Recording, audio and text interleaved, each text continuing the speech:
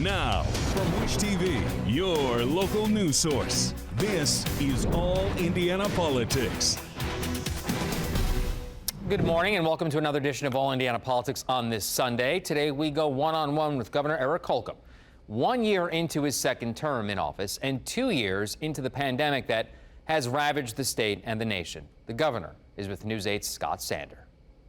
To hear the spirit of cooperation that you talk about stands sort of in this sharp contrast to what people I hope so. are reading about not just conflict between two sides of the aisle, Sure. but you have a supermajority in the legislature. Yep. Ours against ours is... One side's a big aisle. Yeah. Where does that stand? How do you govern? And is it just the impression that nobody can get along? Or is it just a one issue that's dividing you? I'm somewhat, as you know, a history buff, and so I try to keep things in perspective, not to minimize what we're going through right now for 1 second, but I recognize we've lived through some tough times in this state, in this country. I look up at Governor Morton and think about what he endured when he was in this office, and when our country was truly divided. I think about in the 60s, if we would have seen today what happened in that decade, the loss, the anxiety, the violence, would we be asking ourselves what's next right now?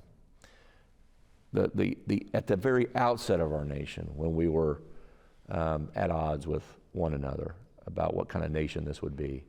And so I'm hopeful and confident that we'll endure this as well. But certainly COVID-19 has excited those anxieties.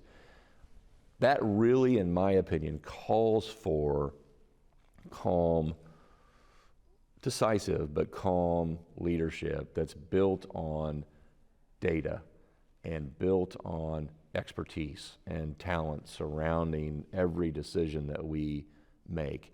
And then judge us by what we accomplished. Pandemic weaves through every part of life right now. One of those is business. You know, as we walked in here today, we were talking about other governors and their decisions, and there is this push-pull. And there's a difference, I think, between should businesses be allowed to impose vaccine mandates and should they be compelled to impose vaccine mandates. Where do you stand on that issue, and what do you think the role of the state legislature should be in that? Well, the devil will be in the details in anything that the legislature puts forward. They had some, disagreement earlier this month. I put together 3 prerequisites, if you will, to end, this as an example, to end the public health emergency. They agreed with those 3, by the way. We talked about it before they huddled up. But then they added some things, to your point, and didn't have universal agreement in the House and the Senate. So they said, to be continued. We come back in January. We'll deal with it when we come back. I'll want to see the exact language of any bill, because I've always believed that a business knows best how to run their business, how to run it safely, and not just for and I don't say that just for the bottom line business dollar's sake. I say that because they know best how to safely operate their business and to stay in business and to compete. And by the way, as you allude to, if a business says we're not going to, so be it. There may be businesses out there that say we do vaccinate, and that will attract employees who want to go to that safe place. There may be businesses say we're not, and it may attract people that want to go there. So I leave it up to the business to decide, and there's different ways to skin the cat, so to speak, and I'll see what the language, what it allows and restricts at the end of the day. On to an issue in front of the Supreme Court right now that, depending on the timing of a ruling, could also become a legislative issue. I think the prediction is that there wouldn't be a decision on any abortion issues in other states until the spring, but it could fast track. Many states are poised with abortion bans to go if Roe versus Wade is essentially overturned. Sure. Should Indiana have one of those ready to go? What's your thought? Well, I mean, the latest that I've read or been told is potentially maybe June or July And so that would be one of those data points that informs on what next steps would be prudent to take.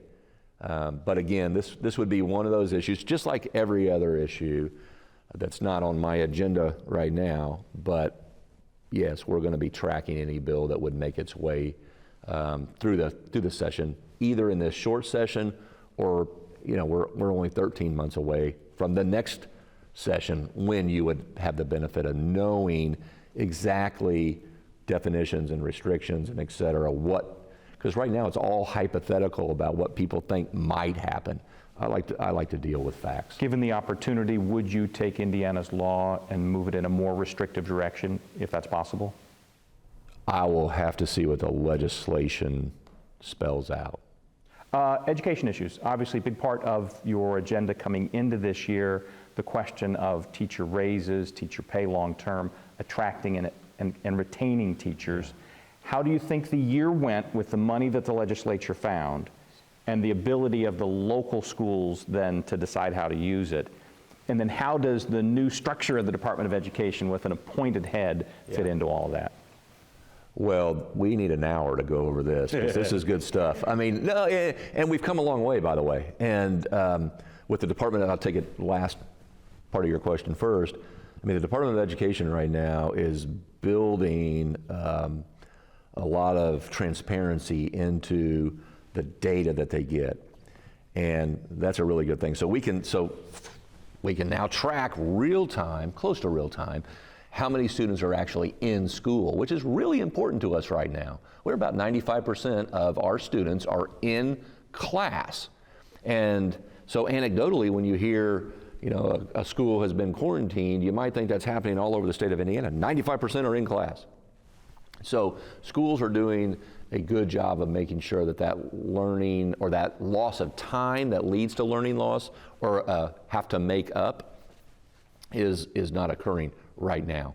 So one, the Department of Education is making a lot of progress on the data that we accumulate. Two, it's still to be determined, because those resources are still being that we devoted to K through 12, that plus $1 billion increase, those are still being hashed out right now locally where I believe they should be.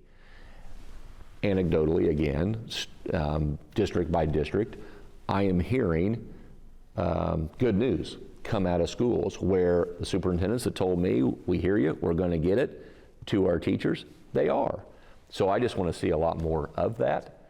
And that makes the case, that helps us make the case that those dollars that are going to the top of the funnel are getting to those instructors, those teachers who are on the front lines, and I appreciate it. So what does Governor Eric Holcomb hope to accomplish in 2022? And his message to you for the new year? We ask those questions next on All Indiana Politics. And welcome back to All Indiana Politics as we continue our year-end discussion with Governor Eric Holcomb. We want to know what to expect from the State House next year. News 8's Scott Sander picks up that conversation. As 2021 winds down, how has it been for the state of Indiana in your general view, and for Governor Holcomb? Well, I'm thankful we're in Indiana, and I'm around some of my gubernatorial cohorts, and every time I am, I'm happy to come home because we've really weathered the storm, and it's still storming. COVID-19 is still with us at a heightened pace right now. This is, depending on how you count them, our 5th surge that we're living through. So I don't want to, pretend that that's not still with us. But it's always been a balance of lives and livelihoods. And by every economic measure, our state is not just faring well, we're leading, not just in the Midwest, but in many respects in the country. So that's what you like to see, that economy growing. It puts you in a position to where you can fund your priorities. That's why we meet every January to discuss what those priorities are during our legislative session.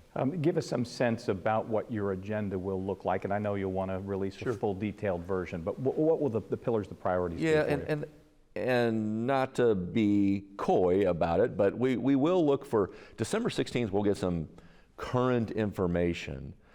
Month after month in this fiscal year, the first 5 months of it, we're at about $644 million north of what was forecasted.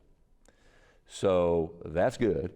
And by the way, we cut our taxes, our corporate income taxes on July 1 down to 4.9%. Our revenue is such that it built up our reserve to a point to where it's going to kick in this automatic taxpayer refund.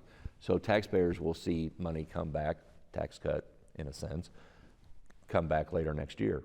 So we'll look at some tweaks on the economic development front. We'll look at some tweaks on the community development front. Really excited about the READY program that we'll announce Tuesday, the 14th of December, this next Tuesday. I guess in a general sense, as we head into the new year, you touched on the fears that people have, whether they're created or based in some authentic thing. Give a message to people who are watching about the year ahead and the fears that they may have, whether it be about the pandemic or politics in America. Yeah.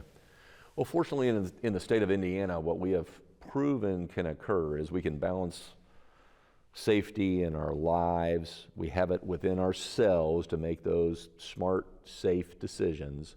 We have the resources to help you get vaccinated to avoid, so that you're part of that 80-90% that aren't in the hospital, that this isn't just a pandemic of vaccinated, but it's really a pandemic of the unvaccinated right now.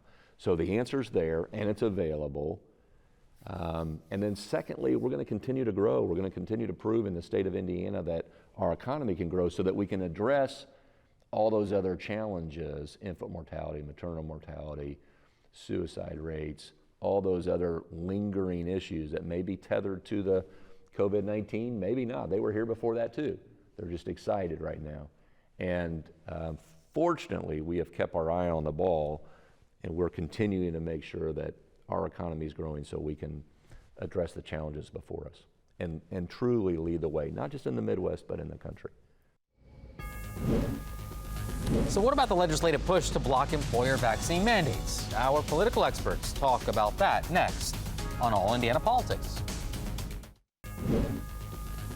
And welcome back to All Indiana Politics as we welcome back Tom John, former Marion County Republican Party chairman, and Kip Tu, former Indiana Democratic Party chairman. Gentlemen, good to see you. Let's start with the hearing set for this coming week. State lawmakers, as you very well know, will begin work again on a bill that essentially bans vaccine mandates in Indiana. Tom, I want to start with you today. Why not leave this decision up to businesses? Even the governor kind of hinted at that in the interview you just saw. Well, I think that's going to be part of the debate, right? Is who should make those decisions, and should businesses be empowered to make those decisions? I know some people have perspective that they don't want people forced, but on the other hand, businesses are trying to weigh a lot of different considerations and ensure the protection of both the other employees and their customers. And I think that that will come out as we have this discussion, that there are really viable reasons and important reasons why businesses may want that flexibility. Kip, your thoughts? Well, my thoughts are we've reached an absurd point in the United States where we're having a discussion about this.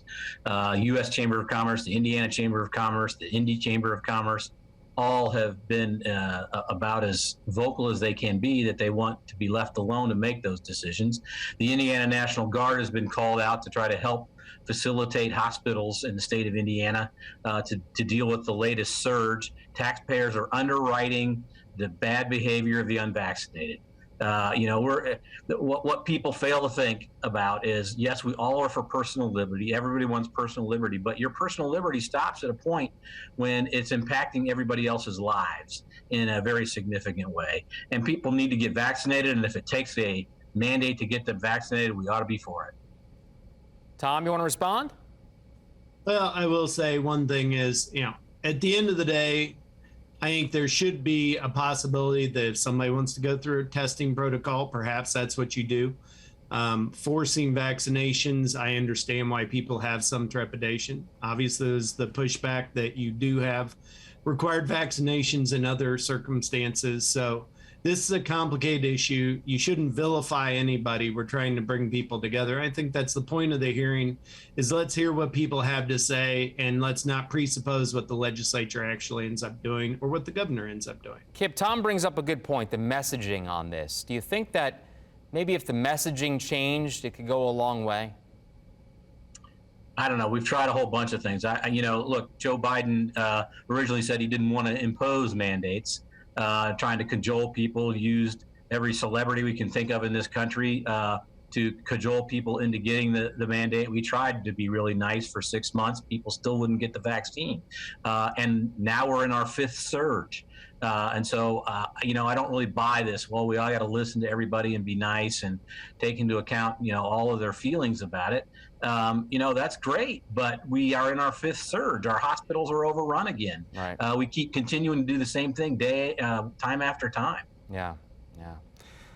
It's a tough one. Tom, we'll change topics now. We saw the General Assembly override 2 of the governor's vetoes this year on COVID-related bills. Are we setting up for the same thing in the spring? There again, it's hard to tell. We haven't even, the bill filing deadline for people to have bills drafted is today, and obviously bills will be started and get filed later. Who knows what we're going to see? Who knows what environment we're going to see? In the last 18 months, we've seen that things have been pretty fluid. And I think the governor is always going to seek to work with the legislature. And I think there are a lot of members of the legislature that want to work with him. There may be principled disagreements between them, but we'll find out what those are. But for the state, we've seen Republican leadership over the last 20 years really lead us to a place where we're better off than we were. And I trust that they'll figure out a way that is right, the right balance of personal liberties and what we need to do to protect our citizens. Kip, your expectations for the spring? I'm not very hopeful that the legislature is going to improve our situation right now. I'm worried about it.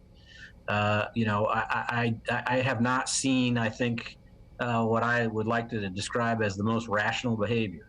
We need to look at the facts, and we have to act upon the facts, and not act upon some of the minorities in our communities, minority voices in our communities who are following Donald Trump off the cliff. Kip, the governor also talked about how well Indiana's economy is doing, trying to recover from the pandemic. Does he deserve credit for that, or is he overstating where we stand? Well, I mean, it's interesting to me that your national Republicans are screaming about how bad the economy is. And in Indiana, Republicans are saying, look how good the economy is. I think, look, we've been through a heck of a shock here in the United States with COVID, as the whole world has. We're in recovery mode. I think the Biden recovery is well underway.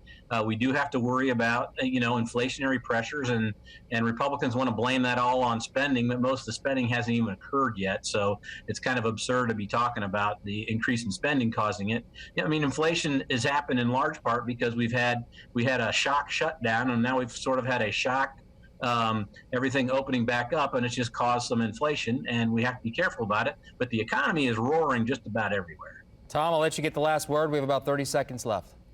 Well, numbers are numbers. The state of Indiana is doing better than all of its comparable states and its neighboring states. We are doing better, whether you look at 3.3% unemployment, whether you look at the lowest claims for unemployment around our neighbors. And the fact is, inflation is there, and we have seen unnecessary money injected into the economy by the Biden administration, and we haven't seen a very thoughtful application of that. And you can have a place that is a beacon as Indiana is, as compared to other places that are struggling throughout the United States. And I do think that it's completely consistent to say Biden's failing as president while Eric Holcomb's doing a great job as governor. And we keep pushing forward. Gentlemen, always good to see you. Thank you for joining us. We'll talk soon. We'll be right back. And thank you for joining us for All Indiana Politics on this Sunday. Remember, we'll be back here next Sunday morning at 9:30. Have a great rest of your weekend.